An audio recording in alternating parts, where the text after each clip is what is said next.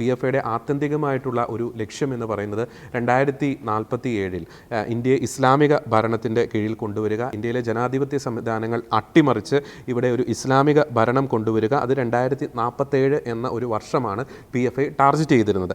അതിൽ വളരെ step by step ആയിട്ടുള്ള ഒരു പ്രോസസ്സിലൂടെയാണ് PFA കടന്നുപോയത്. അത് എന്തൊക്കെയായിരുന്നു എന്ന് ഞാൻ ഒന്ന് വായിക്കാൻ എന്നെ സമർപ്പിച്ച റിപ്പോർട്ടിൽ പറയുന്നുണ്ട്. They intended to unite Muslims under the flag of PFA. അതായിരുന്നു അവരുടെ first step. Endure mass mobilization under the leadership of PFA ഒരു മുസ്ലിങ്ങളുടെ ഒരു നേതൃനിരയിലേക്ക് കൊണ്ടുവരിക, അവരുടെ കീഴിൽ മുസ്ലിം ജനതയുടെ ഒരു മാസ് മൊബിലൈസേഷൻ പ്രാവർത്തികമാക്കുക. ഫോം ക്ലോസ് അലയൻസ് വിത്ത്, അടുത്തൊരു സെൻറ്റൻസ് വളരെ പ്രധാനപ്പെട്ടതാണ്, form close alliance with SCs, STs, OBCs through their political wing SDPA.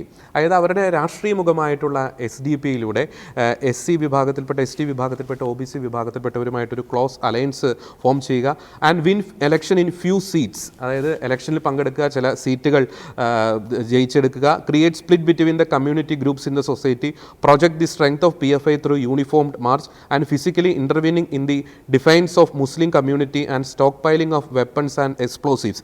ഇത്രയും സ്റ്റെപ്പുകളിലൂടെയാണ് ഇവർ കടന്നുപോയിക്കൊണ്ടിരുന്നത്.